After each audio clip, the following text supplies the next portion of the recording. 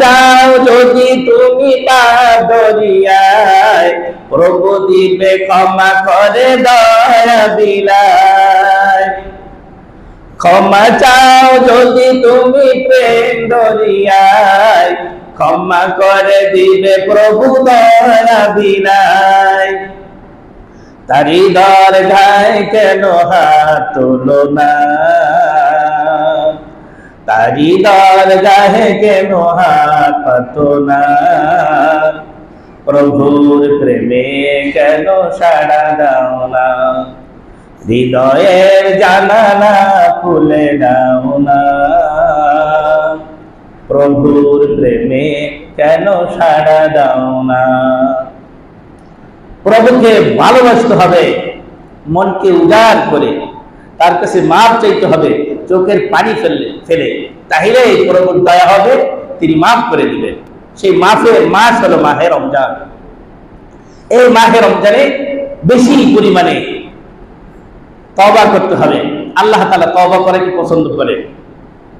সবচেয়ে ছোট্ট তওবা, আস্তাগফিরুল্লাহ ওয়া আতুবু ইলাইহি, আস্তাগফিরুল্লাহ ওয়া আতুবু ইলাইহি, আস্তাগফিরুল্লাহ ওয়া আতুবু ইলাইহি। এই শব্দটা যত বেশি বেশি পরিমাণে পড়বে, আল্লাহ তাআলার কাছে ওই বান্দা বেশি প্রিয় হয়ে যাবে। বলেন সুবহানাল্লাহ। আরেকটা শব্দ হচ্ছে, কেউ যদি লা হাওলা ওয়ালা কুওয়াতা ইল্লা বিল্লাহ বেশি বেশি পরিমাণে পাঠ করে, আল্লাহ তাআলা বান্দা দৈনিক কম পক্ষে 100 হাজার 100 তার দিলের আশা আল্লাহ তাআলা পুরা করে দেবে। বলেন সুবহানাল্লাহ। ছোট্ট ছোট্ট লা হাওলা ওয়ালা কুওয়াতা ইল্লা বিল্লাহ, লা হাওলা ওয়ালা কুওয়াতা ইল্লা বিল্লাহ। আরেকটা হচ্ছে আল্লাহ তাআলার কাছে দামি হওয়ার, প্রিয় হওয়ার একটা শব্দ হচ্ছে, একটা ইসমে আযম হচ্ছে লা ইলাহা ইল্লাল্লাহ, লা ইলাহা ইল্লাল্লাহ। বলতে পারেন হুজুর, আমি যখন মরবো, মরার আগে যখন দাড়ি টাড়ি পেকে যাবে, চামড়াটা জ্বলে যাবে, তখন আমি একদম মসজিদে বসে যাবো গায়রা তাসবিহ নিয়ে, তখন বেশি বেশি পরিমাণে তওবা ইস্তিগফার করব, মাফ চাবো, জিকির আজকার করব, আল্লাহ মাফ করে দেবে। আপনার কাছে কোনো গ্যারান্টি আছে? নাই। আমাদের এখানে একটা পাগল থাকতো না, দেখছেন না সবসময়? এই পাগলটা পরশুদিন মারা গেছে। এই পাগলটা গেল পরশুদিন রাতে মারা গেছে। আমাদের এখানে এক দোকানদার ভাইকে বলতেছে, ভাই আমি তো আমি বেশি সময় বাঁচবো না, হয়তো আমি কিছুক্ষণের ভিতরে মারা যাব, তা আমাকে একটু হসপিটালে নিয়ে যাও। রাত্রে হসপিটালে নিয়ে গেছে, ডাক্তার চেকআপ করে বলতেছে ওনার ভিতরে যা আছে সব শেষ, বেশি সময় ঠিক কোনো অল্প সময়ের ভিতরে মনে হয় চলে যাবে, নিয়ে যান। বলতে দেরি, কিছুক্ষণের ভিতরে সে মারা গেছে। কিন্তু আল্লাহ তো এটা তো বলে না যে পাগল থাক, ওর মৃত্যু দেবে না, থাকুক বেঁচে থাকুক। পাগল বলে আজরাইল কি তাকে ছাড়ছে? কথা বলে ছাড়ছে? ছাড়ে নাই। আল্লাহ যখন হুকুম হয়ে যাবে, যাকে যখন যেভাবে হোক সেভাবে সেইভাবে তাকে জান কবজ করে দেবে। সে এখন মর্গে, মেডিকেলে, সদর মেডিকেলে মর্গে আছে। তো ভাই, এই দুনিয়াটা আসার সিরিয়াল আছে, কিন্তু যাওয়ার কোনো সিরিয়াল নাই। যাওয়ার কি কোনো সিরিয়াল নেই। এই জন্য এই দুনিয়া থেকে আমরা দুনিয়াতে যখন এসেছি, পবিত্র অবস্থায় এসেছিলাম, ছোট্ট ছিলাম, আমার নামে কোনো গুনাহ ছিল না। কিন্তু এখন আমরা বড় হয়েছি, আমরা বিয়ে শাদী করেছি, ছেলেপান হয়েছে, আমাদের চুল পেকে গেছে, দাড়ি পেকে গেছে, চামড়া ঢিল হয়ে গেছে। এখন মনে করতে হবে যে আমার আর বেশি দিন থাকার সময় নেই। দেরকে বুঝান, নিজেকে নিজে বুঝান, হে ওমো, তুমি এখন আর বেশি দিন টিকতে পারবা না, তুমি রেডি হও। এই জন্য কবি বলে, ওহে হাম সব মুসাফির হ্যায়, কবর আখির ঠিকানা, कोई आगे रवाना है कोई पीछे रवाना, वही हम सब मुसाफिर हम, कब्र आखिर ठिकाना, कोई आगे रवाना है कोई पीछे रवाना। कवि বলেন, হে মুসাফির, তোমার কাঠুরি বাঁধো, তোমার বেডিং গোল করো, তুমি আর বেশি দিন থাকতে পারবে না। এই দুনিয়া থাকার জায়গা নয়। কেহ আগে বা কেহ পরে যাইতেই হবে, এর মধ্যে কোনো সন্দেহ নেই। তোমার দাদা নেই, তোমার বাবা নেই, এখন তোমার পালা, তোমার দিতে হবে। তুমি কি জোগাড় করেছো? আল্লাহ তাআলা যখন জিজ্ঞেস করবে, বান্দা তোমাকে দুনিয়াতে আমল করার জন্য পাঠিয়েছি, কি আমল আমার কাছে নিয়ে এসেছো বলো, কি বলবেন? কি বলবো? কি বলবো? শুধু গুনাহ আর গুনাহ, গুনাহ আর গুনাহ ছাড়া আর কিছু দেখি না। আমল ভালো কাজ কি করছে যদি জিজ্ঞেস করে, নামাজ পড়ে, হ্যাঁ পড়ছি।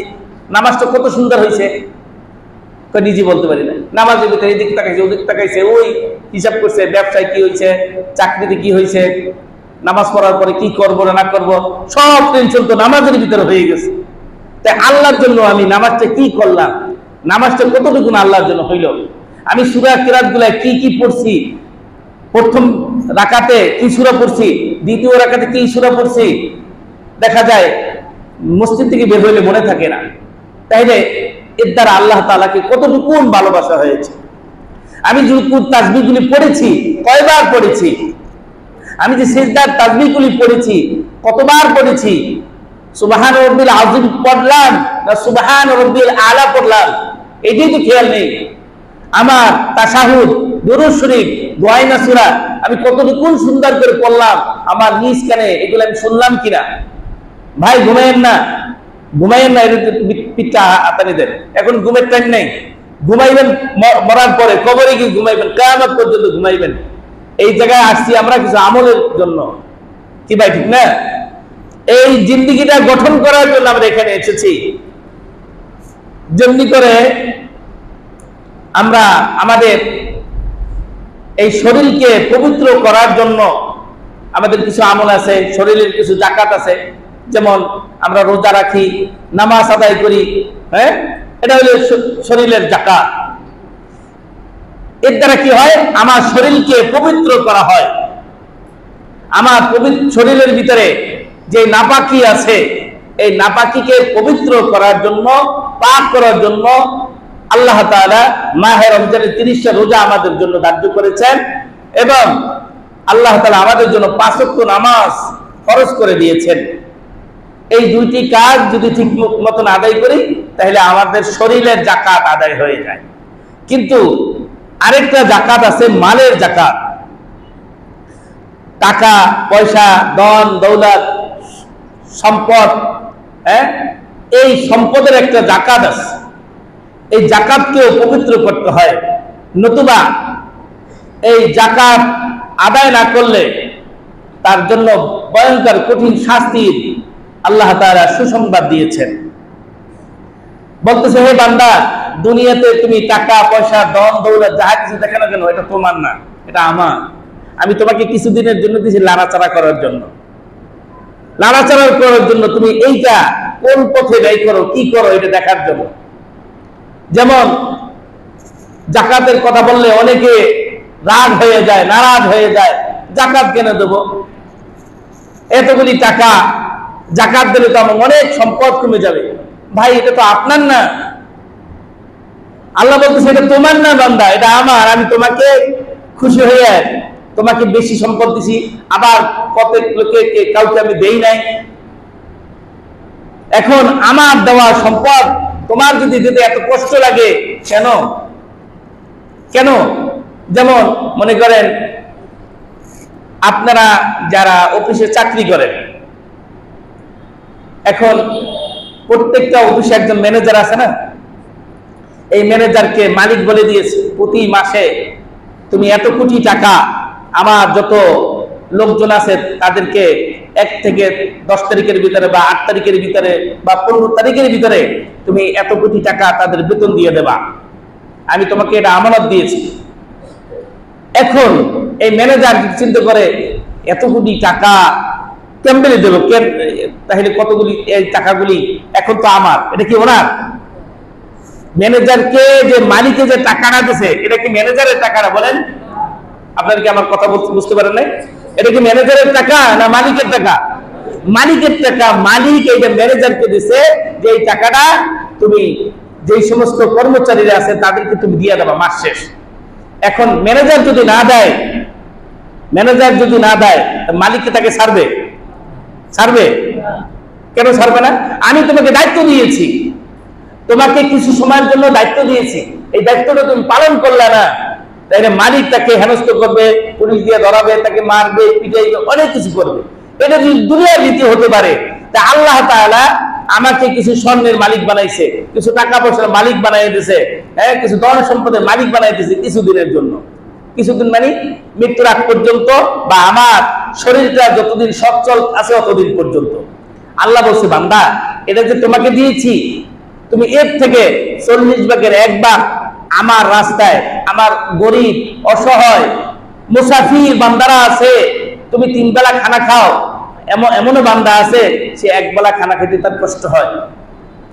তুমি 1200, 2000, 4000, 5000 টাকা দামের তুমি লুঙ্গি পরো, এমন আমার বান্দা আছে সে 200, 250 টাকা দামের লুঙ্গি সে পরতে পারে না, এমনকি তোমার কাছে চাইতেও পারে না। তুমি তাদেরকে নিজে গিয়ে তাদেরকে তুমি এই যাকাতগুলি দিয়ে দাও, এই টাকাগুলি দিয়ে দাও, এটা তোমার হক না, এটা আমি তোমাকে দিয়েছি। তোমার কাছ থেকে আমি 40 ভাগের 1 ভাগ আমি আমার অসহায় এতিম বান্দাদের জন্য তুমি বাজেট করো। কয় না, এতগুলি টাকা, এত লক্ষ কোটি টাকা, এর থেকে যদি আমি 40 ভাগের 1 ভাগ যদি দিই, শতকরা 2.5 টাকা, লাখে 2.5 টাকা, তাহলে তো আমার কত কোটি টাকা, কত টাকা চলে যাবে। আরে আহম্মদ, এই টাকা কি তুমি খাইতে পারবে নাকি? বলেন, সে খেতে পারবে? পারবে না। কিছুদিন পরে সে যখন চলে যাবে, তোমার টাকা তোমার সিন্ধুকে, তোমার ব্যাংকে থাকবে, তোমার ছেলে মেয়ে সন্তান খাবে, আর এর শাস্তি তোমারই ভোগ করতে হবে। তোমার সন্তানকে এর বিনিময়ে তার শাস্তি ভোগ করতে হবে না, তোমারই দিতে হবে। এই জন্য যাদের যাকাত হয়েছে, যাকাত কি পরিমাণে দেবে, কতটুকু পরিমাণে দেবে? যার সমস্ত ঋণ দেনা বাদে নগদ কমপক্ষে 85,000 টাকা তার এক্সট্রা আছে, জমা আছে। 85,000 টাকা মানে 52.5 ভরি রূপা কেনার টাকা বা সম্পদ বা স্বর্ণ বা রূপা আছে, তার কোনো ঋণ নেই, তার যাকাত দেওয়া, তার এটা ফরজ, দিতে হবে। এটা সর্বনিম্ন। আবার দেখা গেছে এর চেয়ে যারা উপরে আছে তাদের তো দিতেই হবে, কিন্তু এর দ্বারা আমি বুঝাইলাম যেটা হলো সর্বনিম্ন।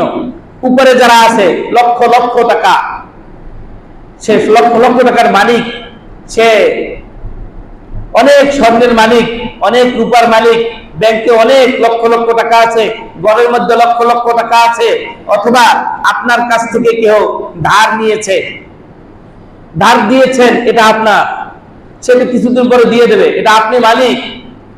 এই টাকার আপনার যাকাত দিতে হবে। যেই সমস্ত মা বোনেরা রয়েছে স্বর্ণ রূপা ব্যবহার করে, হ্যাঁ, এরকম 7 ভরি বা 7.5 ভরি বা 52.5 ভরি রূপা বা এর এই পরিমাণ টাকা যদি কোনো মা বোনের এক্সট্রা জমা থাকে, তাহলে তার এই সোনা বা রূপা বা এই টাকা তার যাকাত দিতে হবে।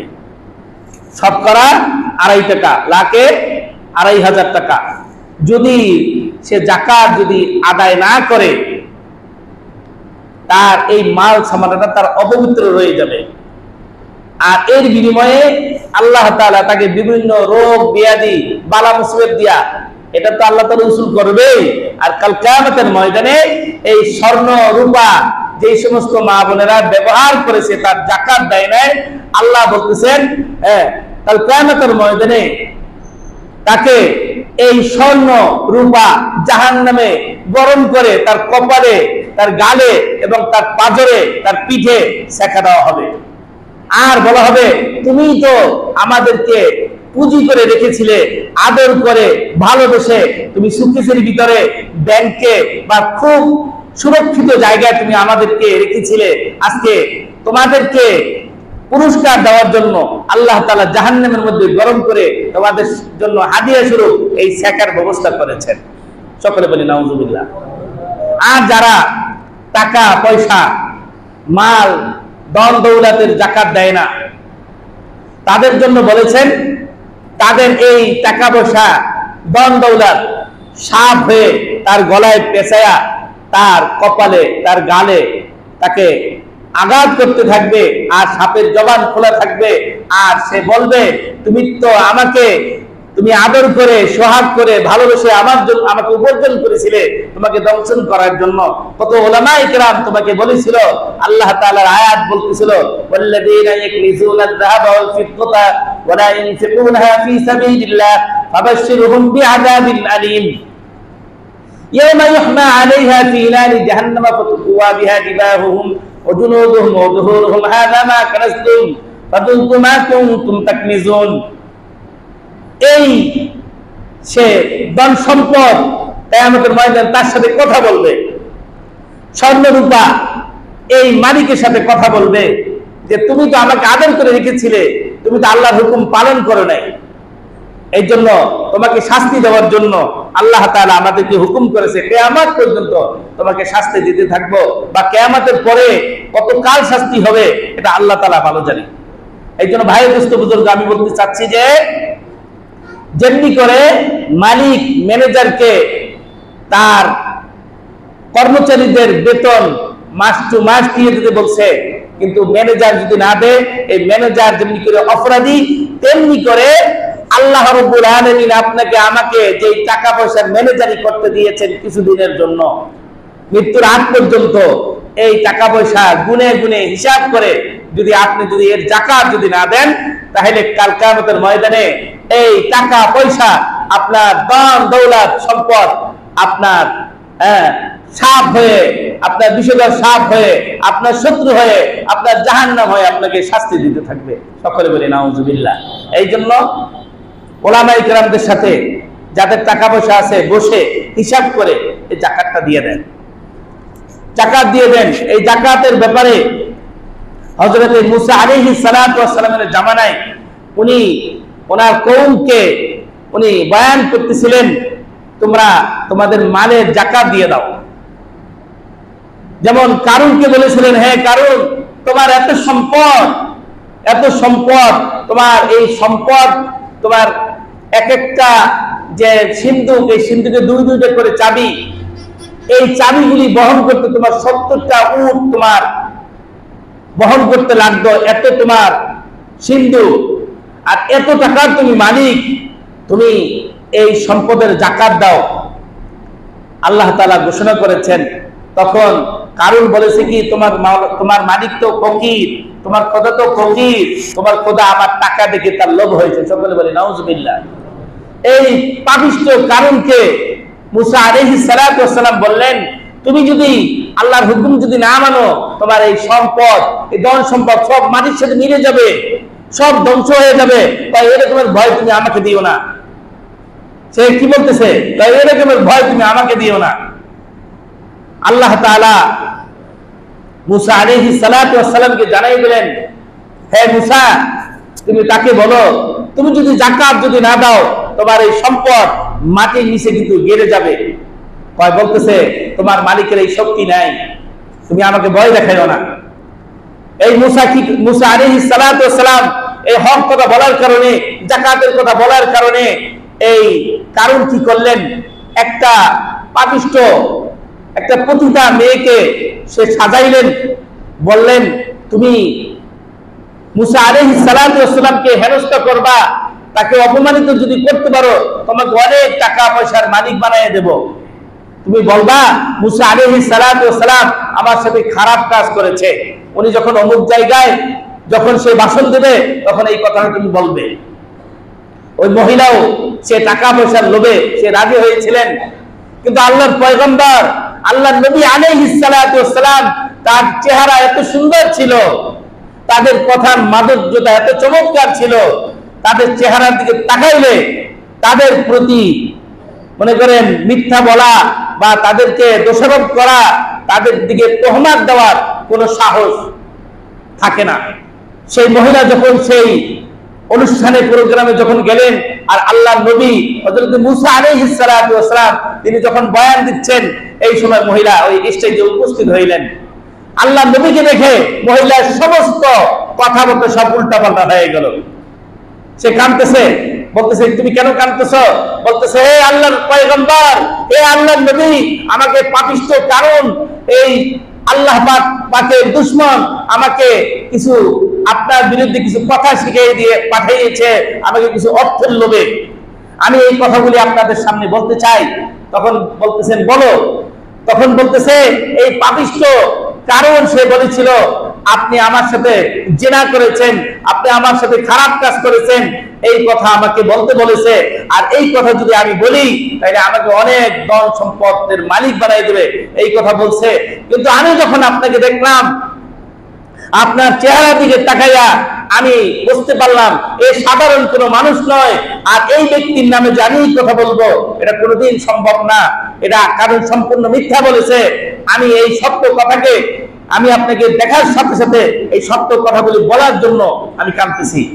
উনি যখন বলে দিলেন তখন হযরত মুসা আলাইহিস সালাতু ওয়াস সালাম বললেন, হে কারুন, তুমি অপেক্ষা করো আল্লাহ পাকের আযাবের, তুমি আল্লাহ পাকের আযাবের জন্য তুমি অপেক্ষা করো। বলতে না বলতে এমন তুফান শুরু হয়ে গেছে।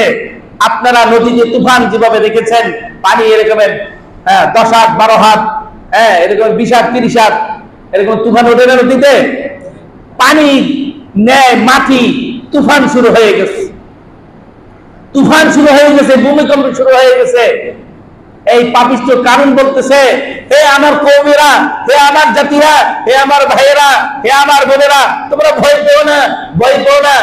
এটা মুসার খোদার একটু আমাদেরকে টেস্ট করতেছে, আমাদেরকে ভয় দিতেছে, তোমরা ভয় পেও না।